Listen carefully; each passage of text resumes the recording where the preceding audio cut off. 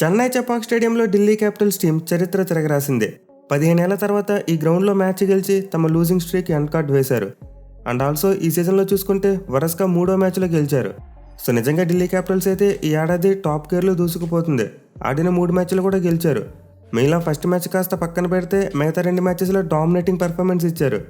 మొన్న వైజాగ్లో SRH match చూసుకున్నా, ఈరోజు చెపాక్లో సిఎస్కే మ్యాచ్ చూసుకున్నా 2 మ్యాచ్లు కూడా చాలా డామినేటింగ్గా కంఫర్టబుల్గా గెలిచారు. సో డీసీ టీం అయితే సీజన్ స్టార్ట్ అయ్యాక ఫస్ట్ 3 మ్యాచెస్లో గెలవడం ఇది సెకండ్ టైం మాత్రమే. ఎప్పుడో ప్రీవియస్గా 2009 సంవత్సరంలో వరుసగా స్టార్టింగ్లో 3 మ్యాచ్లు గెలిచారు. సీజన్ స్టార్టింగ్లో ఆడిన 3 మ్యాచ్ల్లో గెలిచారు. బట్ ఆ తర్వాత చూసుకుంటే 16 ఏళ్ల పాటు వాళ్ళకి అలాంటి సక్సెస్ లేదు. కేవలం ఈ రోజు మ్యాచ్ల విక్టరీ ద్వారా రెండోసారి అలాంటి ఘనతను సాధించగలిగారు. బట్ ఎనీవే, ఈ మ్యాచ్లో ఢిల్లీ టీంకి హీరో మాత్రం ది క్లాసిక్ కేఎల్ రాహుల్. నిజంగా అద్భుతమైన ఇన్నింగ్స్ ఆడాడు. ఇన్ఫ్యాక్ట్ కొంతవరకు స్లోగా ఉన్న పిచ్ మీద ఎలా బ్యాటింగ్ చేయాలో ఒక డెమో వేసి చూపించాడు. సో నిజంగా ఈ మ్యాచ్లో కేఎల్ రాహుల్ ఇన్నింగ్స్ గురించి ఎంత చెప్పుకున్నా తక్కువే. ఎస్పెషల్లీ వాళ్ళకి ఈ మ్యాచ్లో ఫ్యాఫ్ డు ప్లెసిస్ లాంటి సీనియర్ ప్లేయర్ లేడు. అతనికి ఫుల్ ఫిట్నెస్ లేకపోవడం వల్ల సెలక్షన్కి అందుబాటులో లేడు. దీంతో ఈ మ్యాచ్లో కేఎల్ రాహుల్కి ఓపెనర్గా ఆడేందుకు ఛాన్స్ వచ్చింది. అండ్ ఢిల్లీ టీం చూసుకుంటే ఆబ్వియస్లీ ఆఫ్టర్నూన్ గేమ్ కాబట్టి టాస్ గెలిచి ముందుగా బ్యాటింగ్ తీసుకున్నారు. సో ఢిల్లీ టీంకి అయితే very good toss to win అని చెప్పుకోవచ్చు. బట్ వాళ్ళకి స్టార్ట్ చూసుకుంటే అంత మంచిగా రాలేదు. ఫస్ట్ ఓవర్లో ఖలీల్ అహ్మద్ మరోసారి బ్రిలియంట్గా బౌలింగ్ చేశాడు. ఇన్ఫాక్ట్ ఈ సీజన్లో థర్డ్ టైం అనుకుంటే ఫస్ట్ ఓవర్లో వికెట్ తీయడం. సో డీసీ టీంకి అయితే ఫస్ట్ ఓవర్లో స్టార్ట్ రాలేదు. జేఎఫ్ఎం డెక్అవుట్ అయిపోయాడు 5 బాల్స్ ఆడే. బట్ వాళ్ళకి 1 ఓవర్లో బ్యాటింగ్ వచ్చిన అభిషేక్ పటేల్ చాలా మంచి మొమెంటం అందించాడు. సెకండ్ ఓవర్లో ముఖేష్ చౌదరిని చితక్కొట్టేశాడు. దీంతో ఒక్కసారిగా ఢిల్లీ ఇన్నింగ్స్ మంచి ఊపు అందుకుంది. ఎస్పెషల్లీ రాహుల్ నిజంగా ఈ మ్యాచ్లో చాలా మంచి స్టాండ్ ఇచ్చాడు.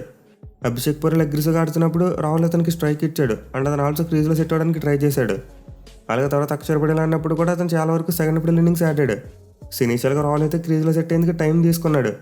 అండ్ అతను అలా చేస్తున్నప్పుడు అభిషేక్ పటేల్ మరి అక్షర్ పటేల్ ఇద్దరు కూడా చాలా మంచి క్యామ్ ఇన్నింగ్స్లు ఆడారు. బట్ ఎనివే వీళ్ళు అవుట్ అయిపోయాక చూసాం. రిజ్వీ స్ట్రగుల్ అయ్యాడు. అంత ఎక్కువ స్ట్రైక్ రేట్తో బ్యాటింగ్ చేయలేకపోయాడు. అయితే ఇలాంటి టైంలో రాహుల్ స్టెప్ అప్ అయ్యాడు. మెయిన్లీ మనం ప్రీవిడీలో చెప్పుకున్నాం అతనికి సిఎస్కే స్పిన్నర్స్ మీద మంచి రికార్డు ఉందని చెప్పి. అండ్ ఎగ్జాక్ట్లీ దానికి తగ్గట్టు నూర్ అహ్మద్ మరియు జడేజా ఇద్దరిని టార్గెట్ చేసి కొట్టాడు. సో కెండ్లో అగ్రెసివ్గా రన్స్ వస్తున్నప్పుడు కేవలం ఎక్కువగా రిస్క్ తీసుకుని ఆడలేదు. బట్ ఎప్పుడైతే స్కోరింగ్ రేట్ తగ్గుతుంది అనిపించిందో అప్పుడు తను స్టెప్ అప్ అయ్యాడు. ఎస్పెషల్లీ మ్యాచ్ కోసం యూజ్ చేసిన పిచ్ బ్యాటింగ్ అంత అనుకూలంగా లేదు. బాల్ గ్రిప్ అయి వస్తుంది. మెయిన్లీ గేమ్ ప్రోగ్రెస్ అయ్యి కొద్దీ చూసాం మరీ స్లోగా మారిపోయింది. ఢిల్లీ టీం డెత్ ఓవర్స్లో సరిగ్గా బ్యాటింగ్ చేయలేకపోయారు. అండ్ సెకండ్ హాఫ్లో చూసుకుంటే సిఎస్కే బ్యాట్స్మెన్ కంప్లీట్లీ చేతులు ఎత్తేశారు. సో ఇలాంటి పిచ్ మీద ఖచ్చితంగా ఒక బ్యాట్స్మెన్ చివరి వరకు ఉండేందుకు ప్రయత్నించాలి. అండ్ రాహుల్ ఎగ్జాక్ట్లీ అదే చేశాడు. 51 బంతుల్లో 77 పరుగులు చేసి ఒక మ్యాచ్ విన్నింగ్ నాక్ ఆడాడు. సో ఈ నాక్ అయితే నిజంగా ఒక హై క్వాలిటీ ఇన్నింగ్స్ అని చెప్పుకోవచ్చు. ఎప్పుడు యాక్సిలేట్ చేయాలో ఎప్పుడు చేయకూడదో ఎవరి మీద అటాక్ చేయాలో అన్నీ క్యాలిక్యులేట్ చేసుకుని చాలా మంచిగా బ్యాటింగ్ చేశాడు రాహుల్. మెయిన్లీ టువర్డ్స్ అండ్ చూసాం తన ఓల్డ్ స్టైల్లో షాట్లు ట్రై చేశాడు. ఆ రివర్స్ కూపులు కొట్టడానికి వెళ్ళాడు. సో రాహుల్ ఇంత ఫియర్లెస్గా షాట్లు ఆడడం ఎప్పుడో మనం 2019 టైంలో చూసాం. నిజంగా ఆ టైంలో అతను బ్యాటింగ్ చూసుకుంటే మరో 360 ప్లేయర్ అవుతాడేమో అనుకున్నాం. బట్ ఆ కోవిడ్ తర్వాత తన బ్యాటింగ్ కంప్లీట్లీ మారిపోయింది. మెయిన్లీ చాలా డిఫెన్సివ్ మోడ్లో స్ట్రగుల్ అవుతూ ఆడుతూ వచ్చాడు.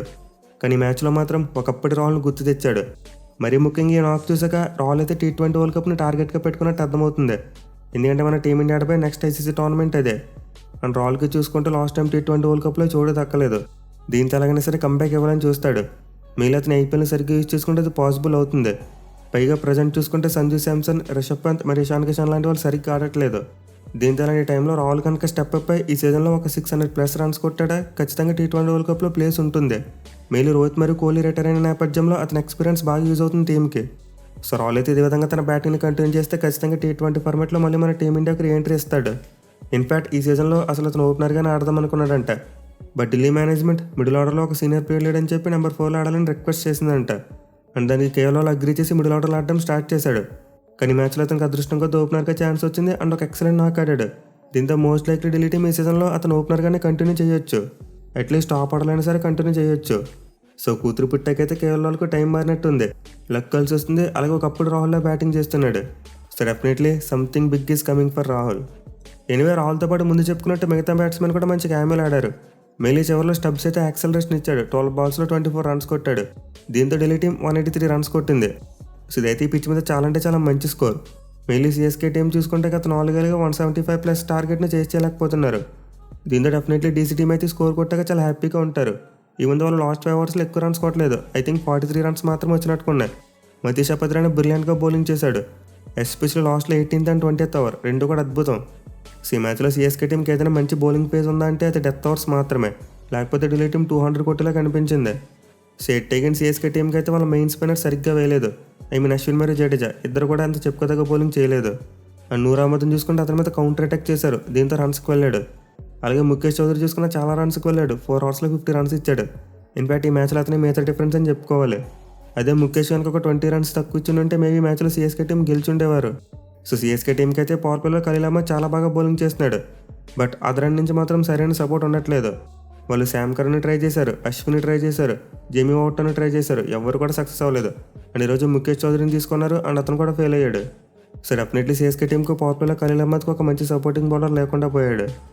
ఇక చేజ్ విషయానికి వస్తే మరోసారి సిఎస్కే టీం పవర్ ప్లేలోనే తమ గేమ్ను కిల్ చేసుకున్నారు. అసలు కంప్లీట్ షెల్ మోడ్లో బ్యాటింగ్ చేశారు.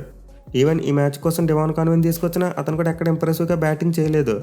మేలీ సిఎస్కే టీం మరోసారి గైక్వాడ్ని ఓపెనర్గా పంపలేదు. సో సిఎస్కే టీంకి అయితే లెఫ్ట్ హ్యాండర్స్ని ఓపెనర్గా పంపడానికి ఓకే, బట్ గైక్వాడ్ని మాత్రం ఓపెనర్గా పంపరు. మీలో వాళ్ళ ఓపెనింగ్ కాంబినేషన్ ప్రతి మ్యాచ్లో మిస్ఫైర్ అవుతుంది, అయినా కానీ మార్చట్లేదు. గైక్వాడ్ని నెంబర్ 3లోనే ఆడిస్తున్నారు. సో అయితే నిజంగా వాళ్ళ గోతుని వాళ్ళే తవ్వుకున్నట్టు అనిపిస్తుంది. మీ దగ్గర బెస్ట్ ఓపెనర్ని పెట్టుకుని అతను నెంబర్ 3లో ఆడిస్తున్నారు, అది కూడా మీ ఓపెనింగ్ కాంబినేషన్ కంటిన్యూస్గా ఫెయిల్ అవుతున్నప్పుడు. మీలో ఐపీఎల్ 2023లో కాన్వే మరి గైక్వాడ్ ఈ ఓపెనింగ్ జోడి అదరగొట్టింది. ఇన్ఫాక్ట్ వాళ్ళ కాంబినేషన్ వల్ల వాళ్ళకి ఏడాది కప్పు వచ్చింది. బట్ స్టిల్ సిఎస్కే టీం ఈ కాంబినేషన్ మళ్ళీ ట్రై చేయట్లేదు. సో నిజంగా సిఎస్కే టీం రాంగ్ స్ట్రాటజీస్తో తమ కష్టాలను వాళ్ళే కొని తెచ్చుకుంటున్నారు. ఈ మ్యాచ్ పవర్ ప్లేలో కూడా కేవలం 46 పరుగులు మాత్రమే చేసి 3 వికెట్లు కోల్పోయారు. సో ఇప్పటివరకు ఈ సీజన్లో సిఎస్కే టీంకే పవర్ ప్లేలో ది వర్స్ట్ రన్ రేట్ ఉంది. ఇక పవర్ ప్లే అయిన తర్వాత కూడా మళ్ళీ సేమ్ స్టోరీ, ఎవరో ఇంటెంట్ చూపించలేదు. ఇన్ఫాక్ట్ టాప్ ఆర్డర్ ఎప్పుడైతే అవుట్ అయిందో అప్పుడే వాళ్ళు ఇంకా మ్యాచ్ని వదిలేసుకున్నారు. సో దూబే మరియు జడేజా మరోసారి స్ట్రగుల్ అయ్యారు. అండ్ విజయ్ శంకర్ చూసుకుంటే 50 కొట్టాడు కానీ చాలా మొక్కల పాతి కొట్టాడు దాన్ని. మళ్ళీ తనకి లెక్క భలే కలిసి వచ్చింది. ఢిల్లీ ప్లేయర్స్ ఏకంగా 4 లైఫ్స్ ఇచ్చారు తనకి. ఇక చివరి ఎప్పట్లో ఎంఎస్ ధోని మరోసారి గెస్ట్ అపీరెన్స్ ఇచ్చాడు. సో ధోని బ్యాటింగ్లో అయితే మరోసారి సేమ్ టెంప్లెట్, త్వరగానే బ్యాటింగ్ వచ్చాడు. బట్ ఆ 17 ఓవర్ అయ్యే వరకు ఎలాంటి షాట్స్కి ట్రై చేయలేదు. చివరి 3 ఓవర్స్లో మాత్రమే షాట్స్ ఆడాడు. బట్ ఎన్ని మ్యాచ్లో తన ఫ్యాన్స్కి బిగ్గెస్ట్ రిలీఫ్ ఏంటంటే రిటైర్మెంట్ ప్రకటించలేదు. సో ఈ మ్యాచ్ టైంలో చూసాం చాలా స్పెక్యులేషన్ నడిచింది. మేలీ ధోని పేరెంట్స్ గ్రౌండ్కి రావడంతో రిటైర్మెంట్ ప్రకటిస్తాడేమని చెప్పి అనుకున్నాం. బట్ ఈ వీడియో చేసే టైంకి అయితే ధోని ఇంకా రిటైర్మెంట్ ప్రకటించలేదు. మేబీ మ్యాచ్ సిఎస్కే టీం గెలిచుంటే రిటైర్మెంట్ ప్రకటించేవాడేమో. 8 పక్కన పెడితే సిఎస్కే టీం ఇదే ఇంటెంట్ ఆడితే ఇంకా వాళ్ళ మ్యాచ్లు గెలవలేరు. మేలు అపోనెంట్ టీమ్స్ ఇంకా క్లియర్గా అర్థమైపోతుంది. ఫస్ట్ బ్యాటింగ్ చేసి ఒక 180+ కొడితే చాలు ఇంకా మ్యాచ్ గెలిచేస్తామన్నట్టు మారిపోతే సిచ్యువేషన్. సో సిఎస్కే బ్యాటింగ్లో అయితే ఇంటెంట్ రావాలి, ఫియర్లెస్ ఎప్పుడు స్టార్ట్ చేయాలి. అదర్వైజ్ ఈ సీజన్లో ప్లే ఆఫ్స్ మీద ఆశలు వదిలేసుకోవచ్చు. ఇక ఢిల్లీ బౌలింగ్ విషయానికి వస్తే చాలా మంచి ఆల్రౌండ్ పెర్ఫార్మెన్స్ ఇచ్చారు. ఆల్మోస్ట్ అందరు బౌలర్స్ కూడా బిలో 9 ఎకానమీతో బౌలింగ్ చేశారు. మేలీ మ్యాచ్లో కెప్టెన్గా అక్షర్ పటేల్ స్పిరిట్ని బాగా మెచ్చుకోవాలి. సో పిచ్ అయితే స్పిన్నర్స్కు చాలా బాగా అనుకూలిస్తుంది. బట్ అక్షర్ పటేల్ కేవలం 1 ఓవర్లో మాత్రమే బౌలింగ్ చేశాడు. తను వేయాల్సిన మిగతా ఓవర్స్ని విప్రాజ్ నిగమ్కి ఇచ్చాడు. సో యాక్చువల్గా చూసుకుంటే యంగ్స్టర్స్తో కేవలం 1-2 ఓవర్స్ మాత్రమే వేయించాడు ప్రీవియస్గా. కానీ ఈ మ్యాచ్లో మాత్రం ఢిల్లీ కంఫర్టబుల్ పొజిషన్లో ఉందని తెలిసి తనకి ఎక్కువ ఓవర్లు బౌలింగ్ ఇచ్చాడు. ఇన్ఫాక్ట్ ఫుల్ క్వార్టర్ బౌలింగ్ చేశాడు. 4 ఓవర్స్లో 2 వికెట్స్ తీసుకున్న 27 రన్స్ మాత్రమే ఇచ్చి. సో విషయంలో నాకైతే నిజంగా అక్షర్ పటేల్ స్పిరిట్ బాగా నచ్చింది. తను ఈజీగా స్పిన్ బౌలింగ్ ఫ్రెండ్లీ వికెట్ మీద ఫుల్ క్వార్టర్ బౌలింగ్ చేస్తే ఖచ్చితంగా వికెట్స్ వచ్చి ఉండేవి. కానీ యంగ్స్టర్కి ఎంకరేజ్మెంట్ ఇవ్వాలని చెప్పి అతని చేత బౌలింగ్ చేయించాడు. ఇక మరో స్పిన్నర్ కుల్దీప్ యాదవ్ అయితే యాజ్ డీస్ ఎప్పట్లోనే మరోసారి మిడిల్ ఓవర్స్లో చాలా బాగా బౌలింగ్ చేశాడు. అండ్ ఆల్సో స్టార్స్ చూసుకుని మ్యాచ్లో తన ఫామ్ని కంటిన్యూ చేశాడు. మేలు ఇనీషియల్గా రుతురాజ్ గైక్వాడ్కి చాలా మంచి షార్ట్ బాల్ వేశాడు. ఇన్వాట్ ఒక ప్లాన్తో అవుట్ చేసినట్టు అనిపించింది. అలాగే ముఖేష్ చూసుకున్న మోహిత్ చూసుకున్న కూడా బాగానే బౌలింగ్ చేశారు. సో ఓవరాల్గా ఢిల్లీ బౌలర్స్ అందరూ కూడా చాలా మెరుగ్గా బౌలింగ్ చేశారు. ఒక కంప్లీట్ బౌలింగ్ పర్ఫార్మెన్స్ అని చెప్పుకోవాలి. వాళ్ళకి ఈ మ్యాచ్లో ఏదైనా నెగిటివ్ ఉందంటే అది కేవలం ఫీల్డింగ్ మాత్రమే. క్యాచ్లు డ్రాప్ చేశారు, అలాగే రన్అట్స్ కూడా మిస్ చేసుకున్నారు. సో ఒక్కదాన్ని కరెక్ట్ చేసుకుంటే సరిపోతుంది ఢిల్లీ టీం.